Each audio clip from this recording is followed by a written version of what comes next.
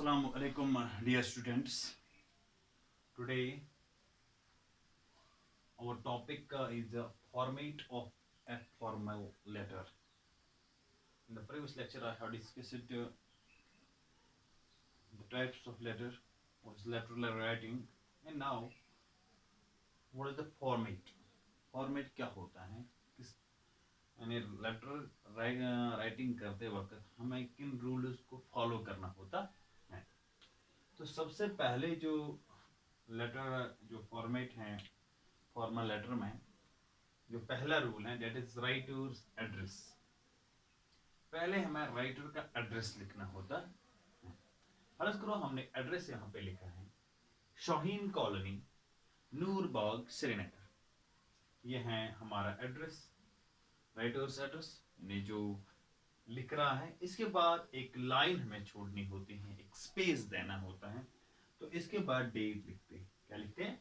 Date लिखते हैं। तो डेट हम आम तरह लिखते हैं, ऐसे लिखते हैं सितंबर 16, इसके बाद कामा, इसके बाद 2020। जिस तरह हमने यहाँ पे राइटर्स एड्रेस में लिखा शाहीन कॉलोनी, इसके बाद कामा डाला यानी पास दिया, इसके बाद नूरबाग, इसके बाद कामा, इसके बाद श्रीनगर। इसी तरह यहाँ पे डेट में जब हमने सितंबर 16 लिखा, इसके बाद कामा डाला, इसके बाद 2020। अब डेट के बाद एक और स्पेस देंगे, तो इसके बाद हम लिखेंगे address of the receiver, address of the. लेकिन ये जो साइड है ये एक ही, यानी हम लेफ्ट साइड स्टार्ट कर रहे हैं।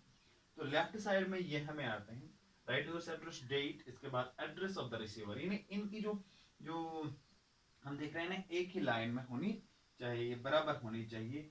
उनकी जो हॉरिजॉन्टल जो लाइन है वो ऐसे बराबर होनी चाहिए।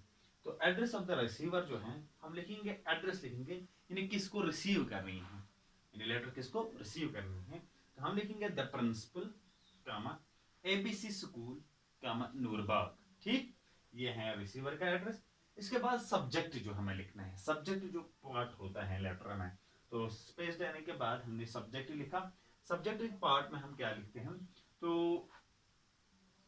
The part contains the objective of writing the letter, कि मकसद जो ऑब्जेक्टिव है इस पार्ट में लिखना है। इट मस्ट बी कंसाइज, ये एक ही लाइन में होना चाहिए, ये ब्रीफ होना चाहिए, शॉर्ट होना चाहिए। इसके बाद है सैल्यूटेशन। सैल्यूटेशन यानी आदाब, जैसे हम करते हैं रेस्पेक्टेड मैडम हम लिख सकते हैं, या डियर सर लिख सकते हैं। तो सैल्यूटेशन। इसके बाद है मैन बॉडी। मैन बॉडी को हमने क्या करना है, 3 पैराग्राफ्स में इसको डिवाइड करना है। क्या करना है?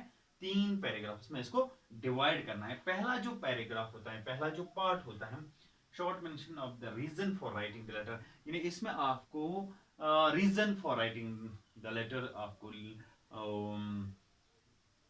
डिस्कस करना है कि आप किस वजह से लेटर लिख रहे हो। इसके बाद जो दूसरा जो मिडिल पार्ट होता है लेटर में, इसमें हम लिखते हैं इसमें बाकी जो सारी डिटेल्स है मिडिल पार्ट में, जो मिडिल पैराग्राफ होता है इसमें लिख सकते हैं। और जो लास्ट पैराग्राफ है, what one would want the other person to do, यानी लास्ट पैराग्राफ में जो लेटर किस जो शख्स को हमने लिखे हैं इसको क्या करना है आपके लिए, what he has to do in the event of receiving the letter. जब उसने रिसीव लेटर की तो इसके बाद इसको क्या करना है। इसके बाद है सब्सक्रिप्शन। इसके बाद है सब्सक्रिप्शन, जिसको हम क्लोजिंग भी कहते हैं। तो सब्सक्रिप्शन में हम फॉर्मल लेटर में लिख सकते हैं योर्स ट्रूली लिख सकते हैं, योर्स ओबीडेंटली लिख सकते हैं, या योर्स सिंसियरली लिख सकते हैं। एंड दोस्त वगैरह के लिए ओबीडेंट अगर बड़ा वगैरह हो तो अपने से बड़ा हो तो ओबीडेंटली लिख सकते हैं। इसके बाद नेम और सिग्नेचर, यानी लेटर के